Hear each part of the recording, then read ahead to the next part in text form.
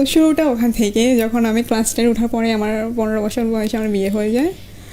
তো বিয়ের প্রায় 8 থেকে 10 মাসের মাথায় আমার শাশুড়ি মারা যায়। এর প্রায় ধরেন না, আমি আবার তখন কনসেপ্ট ছিলাম। এর 20 দিনের মাথায় আমার বেবিটা, আমি আলট্রাসোনোগ্রাফি করাই, তখন বেবিটা ইম্যাচিউর ধরা খায়।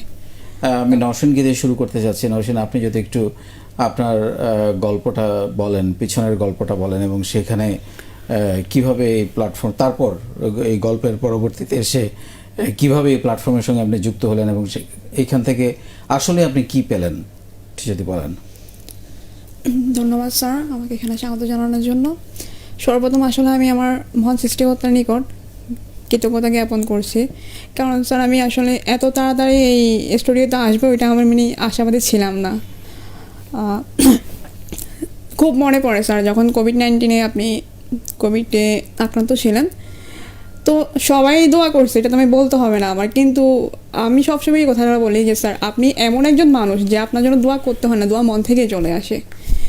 প্লাস আমার কেন জানি না, ওদিন আমার হঠাৎ করে মনে হলো যে আল্লাহ আমার স্যারকে অন্তত এতটুকু সুযোগ দেন যে আমি গিয়ে স্যারকে ধন্যবাদ জানাতে চাই যে আমি অন্ধকার জীবন থেকে বা আমার একটা ঘরবন্দি অবস্থা থেকে আমি যাবে আলোর পথ পেয়েছি, বা আমি আমার নিজের একটা পরিচয় তৈরি করতে পেরেছি। আমি যেহেতু স্যারকে এই জন্য একটা কৃতজ্ঞতা জানাতে পারি, অন্তত স্যারকে এই সুযোগটা দেন। আসলে স্যার আমি সত্যিই অনেকটাই আনন্দিত এবং কি আবেগ আপ্লুত যে আমি এত তাড়াতাড়ি আপনার সাহিত্যে আসতে পেরেছি, বা আপনি এত তাড়াতাড়ি আল্লাহ আমার এই এটা কবুল করছে। অন্ধকার থেকে আলোতে আসার সেই গল্পটা একটু জানতে চাই, কি ছিল সেই সময়টা? স্যার শুরু থেকেই বলতে চাই, ধরেন আমি যখন ছোট ছিলাম, আমাদের আসলে সবারই ছোট থেকেই শুরু হয় যে আমরা কিছু করব, সেটা চাকরি হোক বা কিছু হোক, বা কেউ ডাক্তার কেউ ইঞ্জিনিয়ার, কিন্তু আসলে আমার মনে হতো যে আমি কিছু করব, কিন্তু কি করব ওরকম কোনো কিছু ছিল না যে আমি এটা করবো, এরকম কোনো প্ল্যান ছিল না। প্লাস আমার কাছে আমি যা দেখছি, আমার কাছে মনে হতো যে আমার আশেপাশে অনেক সম্ভাব্য পরিবার বা বিত্তশালী পরিবারও মেয়েদেরকে মেয়ে বলতেই তাদের কাছে মনে হয় যে তাদের জন্য একটা ঘরে থাকবে, সংসার করবে। হ্যাঁ, ঘরে থাকবে, সংসার করবে, সংসার তো করতেই হবে, শুধুই ঘরে থাকবে। জি জি, এটাই মেয়ে বলতে হাউসওয়াইফ। যে হাউস, এবং কি অনেকেই মেয়ে কন্যা সন্তানকে তাদের জন্য অভিশাপ মনে করে। এটা অনেক আছে, আমার চোখে দেখা স্যার। হতে পারে মেয়ে নিম্নবদ্ধ, মেয়েরা কিন্তু ভাগ্যবতী বাবার জন্য, এটা আমি বিশ্বাস করি স্যার। আমি একমাত্র মা, আলহামদুলিল্লাহ। তো সে থেকেই আমার কাছে মনে হতো যে না, আমি অনেক সময় খারাপ লাগতো যে আমি কেন মেয়ে হয়ে আসলাম। তখন বুঝতাম না যে আসলে কিছু করার দরকার। এটা কি এই চিত্রটা কি আপনি পরিবারের মধ্যেই পেয়েছেন? না না স্যার, আশেপাশে আমার ঝামেলা ছিল না? না না, ওরকম না। আমার আশেপাশে আমি দেখছি, এখনো স্যার অনেক আছে। আমাদের বেশিরভাগ, আমি যেহেতু গ্রামে থাকি, অনেক আছে। জি স্যার, গ্রামে অনেক আছে। কালকে একটা গল্প শুনছিলাম, 11 বছর বয়সে ওখানে মেয়েদের বিয়ে হয়ে যায়। স্যার আমার 15 বছর বয়সে বিয়ে হয়েছে। ওকে ওকে ওকে। তো শুরুটা ওখান থেকে, যখন আমি ক্লাস 10 ওঠার পরে আমার 15 বছর বয়সে আমার বিয়ে হয়ে যায়। তো বিয়ের প্রায় 8 থেকে 10 মাসের মাথায় আমার শাশুড়ি মারা যায়। এর প্রায় ধরেন না, আমি আবার তখন কনসেপ্ট ছিলাম। এর 20 দিনের মাথায় আমার বেবিটা, আমি আলট্রাসোনোগ্রাফি করাই, তখন বেবিটা ইম্যাচিউর ধরা খায়। তারপর যেহেতু আমার প্লাস বয়স কম, তো ডাক্তারদের সবার তত্ত্বাবধানে থাকার কারণে তারা অনেকগুলো, আর ডাক্তারদের বাচ্চাটা ইম্যাচিউর থাকার কারণে এটা তো আর রাখা সম্ভব না। তো এই জন্য স্যার ডাক্তাররা বিভিন্ন ওষুধ দিয়ে আমাকে এটা ডেলিভারি করেছে। তখন থেকে আমি অনেক অসুস্থতা ফিল করি স্যার। আমি এখনও অনেক অসুস্থ, কারণ তখন আমাকে শরীরের মধ্যে অনেকগুলো ইঞ্জেকশন, এগুলো পুশ করে মনে হয় যে আমি আসলেই আমার মধ্যে নেই, স্বাভাবিক একটা মানুষ নেই। তো এরপরে হয়েছে কি, আমি এটা বুঝতে পারি। আমি গত 4 মাসে 5000-এর বেশি ওষুধ খেয়েছি, এবং ম্যাক্সিমাম অ্যান্টিবায়োটিক। আমার উপর দিয়ে কি গিয়েছে, আমার হসপিটালে থাকতে এত কষ্ট হয় নাই যতটা কষ্ট হসপিটাল থেকে বাসায় আসার পরে। তো সিরিঞ্জ দিয়ে স্যালাইনের মাধ্যমে ওষুধ দিত, কিন্তু রিলিজ করার পর সব ফিজিক্যাল ওষুধ খেতে হয়েছে, এবং এটা অনেক কষ্টের, অনেক যন্ত্রণা হয়। এনিওয়ে, হ্যাঁ, তারপর স্যার এরপর আমার হাজবেন্ডরা 5 ভাই, ওদের কোনো বোন নাই। তো যেহেতু মা বাবা নেই ফ্যামিলিতে, সবাই সবার মতো সেটেল, কেউ বাহিরে, দেশের বাহিরে, কেউ বা শহরে। আমি গ্রামে আছি, আমার প্লাস আরেক যাওয়া গ্রামে আছে। তো এরপর হচ্ছে আমরা যেহেতু আলাদা, আমি কিন্তু আমার সংসারে আমি একাই, এই স্যার একাকিত্বটাই মানে আমাকে পুরো ঘর বন্ধে মানে আপনার হাজবেন্ড কি প্রবাসী, ও হাজবেন্ড প্রবাসী কোন দেশে সৌদি আরব। এখনো? জি আচ্ছা আচ্ছা, প্রবাসে আমি তারও একই সমস্যা, সে আপনাকে ফেলে চলে গেছে। জি, জীবনের তাগিদ তো স্যার। তারও মানে প্রবাসীদেরও একই সমস্যা যে পরিবার ছেড়ে তাদের একা থাকতে হয়। আবার এদিকে আপনাদেরও অনেক সমস্যা, কারণ আপনারা চান হাজবেন্ড কাছে থাকুক। আর স্যার মনে হয় যে মানে আমার যৌথ একটা ফ্যামিলি থাকলে সমস্যা হতো না, যেহেতু আমি আমার সৌদি আরবে উনি কি আমাদের প্ল্যাটফর্মে আছেন? উনি আমাদের প্ল্যাটফর্মে স্যার না নাই। আচ্ছা, anyway, হ্যাঁ। তো মানে একাকিত্বটা স্যার মানে এমনভাবে ঘিরে ধরছে, যেহেতু আমি একা, এরপর ওষুধ খাই মানে প্রত্যেকটা দিন আমার ওষুধ ধরা আছে, মানে আমি পুরো মানসিক একটা অবস্থা। গত 2 বছর আগে আমি প্রায় মানসিক একটা মানে আমার সবাই বলতেছে মানে আমি পাগল হয়ে গেছে, মানে এরকম একটা অবস্থা হয়ে গেছে।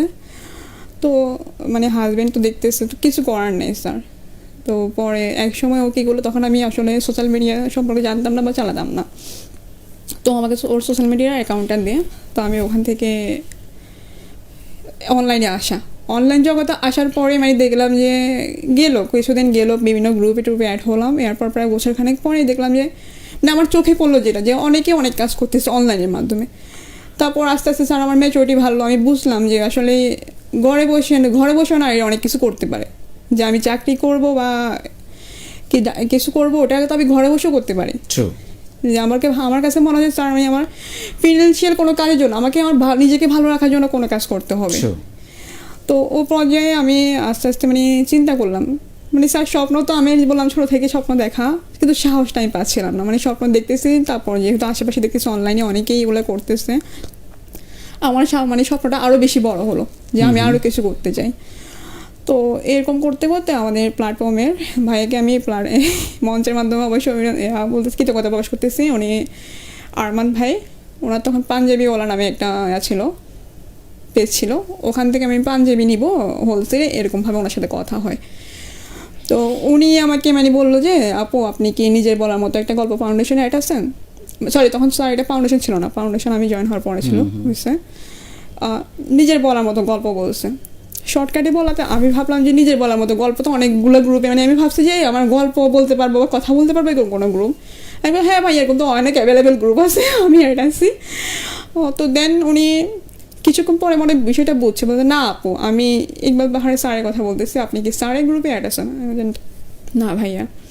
তো উনি আমাকে গ্রুপের সন্ধান দেওয়ার পরে আমি এই গ্রুপের নাগাল পাই, স্যার আপনার সাক্ষাৎ পাই। আমি যখন গ্রুপে আসি তখন নবম ব্যাচ কয়েকটা সেশন গেছে, ঠিক আমার মনে নেই। তো আমি তখন অ্যাড হই। নবম ব্যাচে আপনি শুরু করেন? জি, নবম ব্যাচে আমার ফাউন্ডেশনে আসা।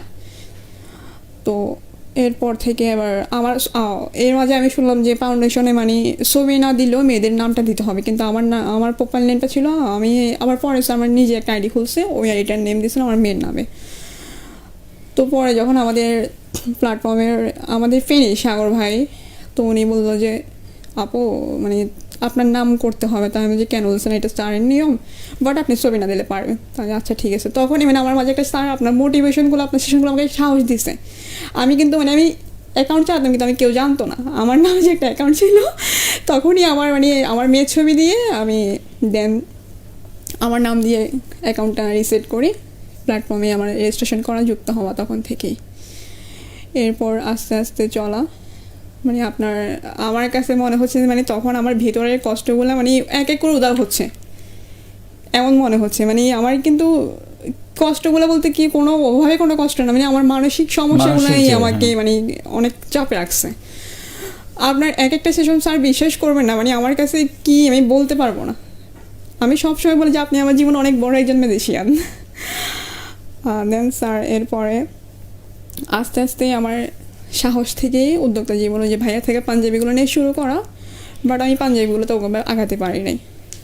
এরপর যে আপনার কাছে সেশন আমার মনে পড়ে যে আপনি বলছেন যে মানে যে কাজ পছন্দ করো বা যার যে দুর্বলতা আছে ওরকম কিছু নিয়ে কাজ করতে পারেন। তো তখন আমার মনে হলো আরে আমি তো রান্নার প্রতি দুর্বলতা আছে আমার। স্যার মানে যখন ছোটো থেকে আমি রান্না বান্না করতাম, মানে আমার পছন্দ লাগতো।